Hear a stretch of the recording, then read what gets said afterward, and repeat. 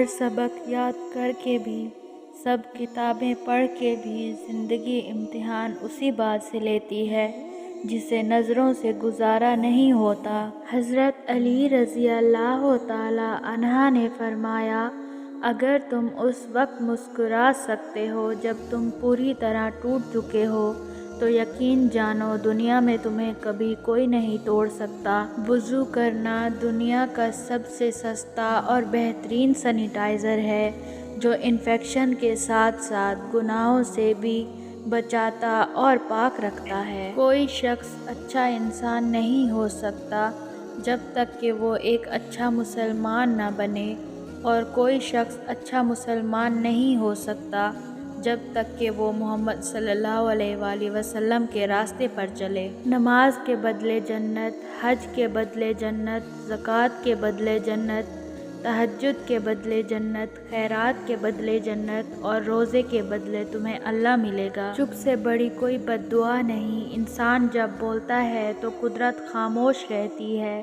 اور جب بندہ خاموش ہو جاتا ہے تو قدرت انتقام لیتی ہے، اور بے شک اس کا انتقام بہت برا ہوتا ہے۔ مطلبی لوگ، کتنی عجیب بات لگتی ہے نا؟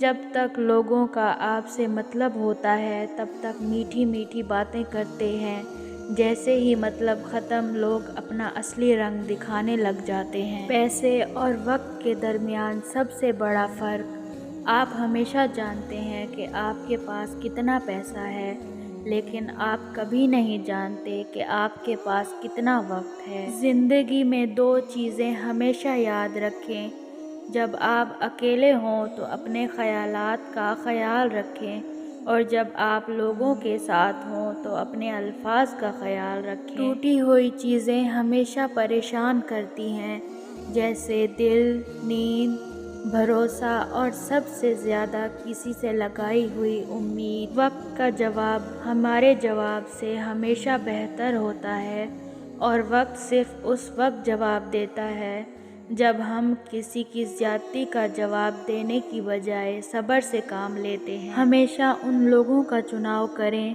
جن کو عزت دینے پہ وہ خود سے بڑھ کر آپ کو عزت دیں، اور یہی بہترین لوگوں کی نشانی ہے۔ یہ ایک تلخ حقیقت ہے کہ لوگ آپ کی بات کو توجہ آپ کی حیثیت دیکھ کر دیتے ہیں۔ حیرت ہے کہ لوگ ہماری اچھائی کے بارے میں پوری تصدیق کرتے ہیں اور ہماری برائی پر بلا تصدیق اور بنا سوچے سمجھے ہی یقین کر لیتے ہیں۔ کام چاہے گھریلو، کاروباری یا دین کا ہو، مشورے کی عادت ڈالو۔ اس میں بہت سی فضیلتوں کے علاوہ آپس کی محبت پیدا ہوتی ہے۔ جب اللہ کسی سے ناراض ہوتا ہے تو اسے اپنا نام نہیں لینے دیتا۔ علم دولت سے بہتر ہے، کیونکہ تم دولت کی حفاظت کرتے ہو اور علم تمہاری حفاظت کرتا ہے۔